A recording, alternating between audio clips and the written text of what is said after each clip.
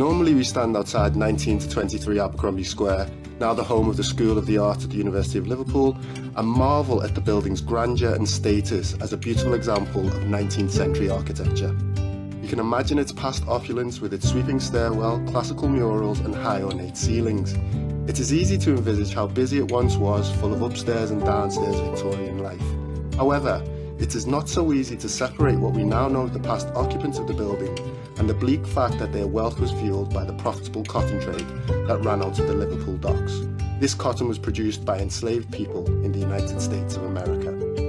Hi, I'm Laurence Westgaph, a local historian, and in this short film we will explore the building's hidden past through fresh eyes. I will explain the meaning behind all the murals and symbols that connect the Confederacy of the American South. How in each room there are still aspects that directly and indirectly link the building's past owners to American slavery. Number 19 Abercromby Square, which is just behind me, was the home of a man called Charles Prialou, who moved into the house in 1862. He'd originally come from South Carolina, and he was a Liverpool cotton merchant. Again, Liverpool by the middle of the 19th century was the epicenter of the European cotton trade. Now, Charles Prialou, being from South Carolina, was a supporter of the Confederacy during the war, and the building behind me is one of the greatest examples of Confederate architecture anywhere in Europe.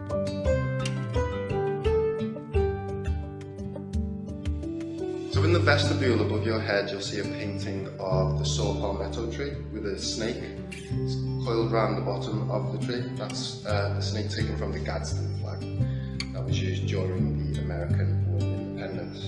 The Confederacy adopted that as a sign of northern oppression and their responses to that oppression.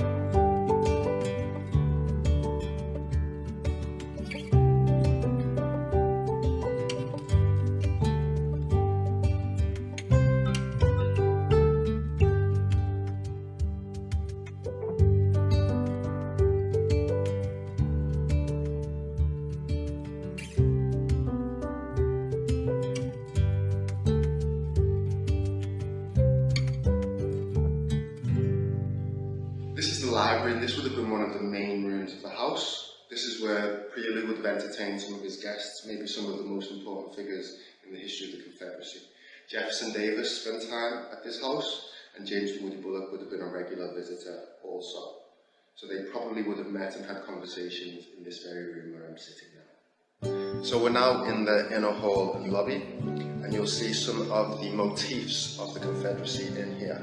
You can see the Carolina Panthers, and depicted in the light well is the Bonnie Blue. This was the single star that flew on the unofficial Confederate flag that was flown at the Battle of Fort Sumter, which opened the American Civil War.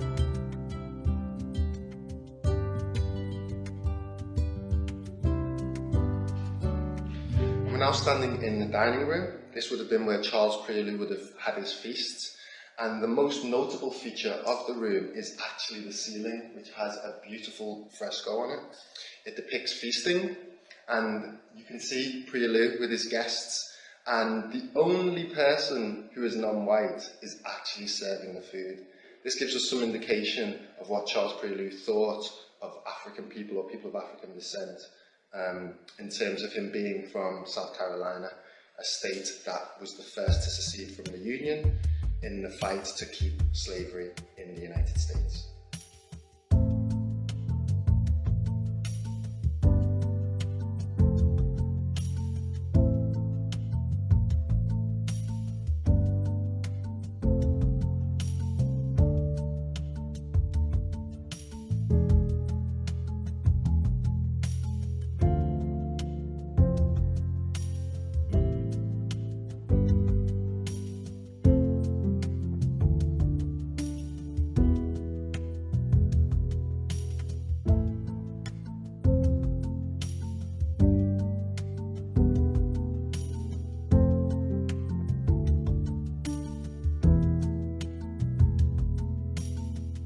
Now in the Library of the Arts, which runs between numbers 21 and number 23 Abercrombie Square.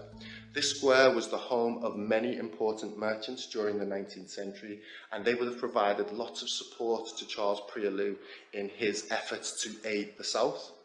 Liverpool merchants actually had a bazaar here in Liverpool to raise funds for the Southern Prisoners Relief Fund, which was held at St George's Hall.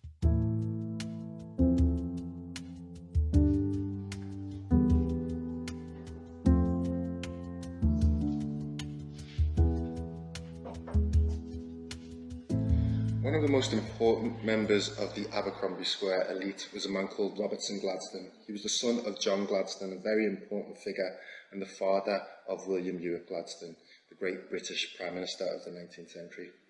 Robertson lived at number 24, and he was the only member of the family to ever visit their slave plantations in Demerara.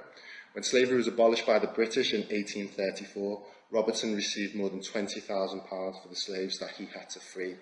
The enslaved people were not compensated, but their owners were.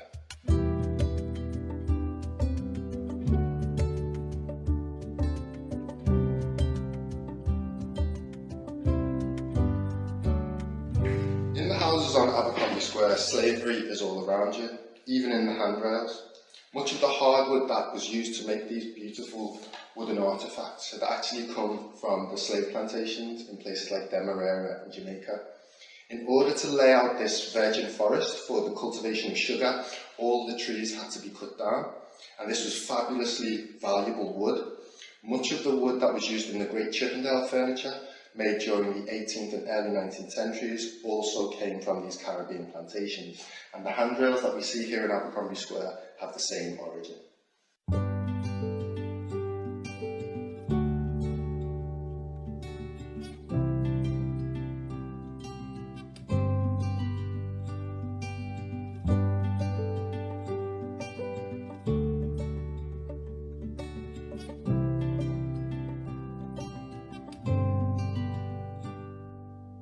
So I'm now standing in the drawing room of number 19 Abercrombie Square.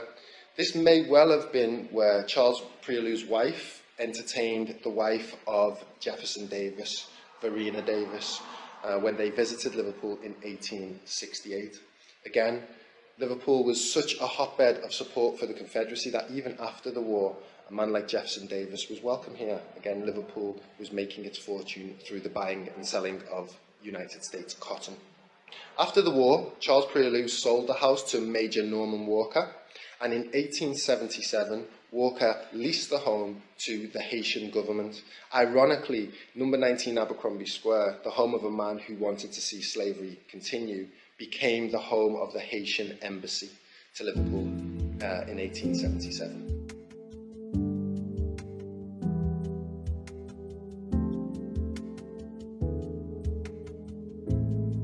So we're in number 19 Abercrombie Square, and here you can see the Royal Institution silver ticket boards. These list the original subscribers to the development of the Royal Institution. The Royal Institution is considered to be the forerunner of the University of Liverpool. In 2017, we celebrated the bicentenary of the founding of the Royal Institution.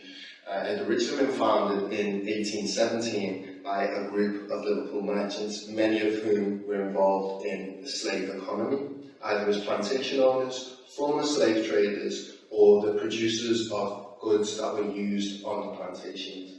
Many other merchants were also cotton and sugar brokers. These were the people who bought and sold cotton. So although they weren't slave owners in their own right, they were buying and selling the goods that enslaved people produced. They used some of the wealth that they made through this business to invest in the Royal Institution. A silver ticket cost you £100, and you'll see certain merchants such as John Gladstone, again a very wealthy Liverpool slave owner. He purchased 3 shares in his own name, numbers 64, 65 and 66. And many of the other merchants on here were also involved in exactly the same business, sugar and cotton trading. Although Liverpool was late entering the slave trade, by 1740 it had more than surpassed Bristol and London as the slave trading capital of Britain. By the end of the slave trade in 1807, ships sailing from the Liverpool docks had carried almost 1.5 million Africans into slavery. We dedicate this film to all lost voices that created the history of 19 to 23 Abercrombie Square, especially those who suffered in the creation of the wealth that cemented Liverpool as the thriving city that it is today.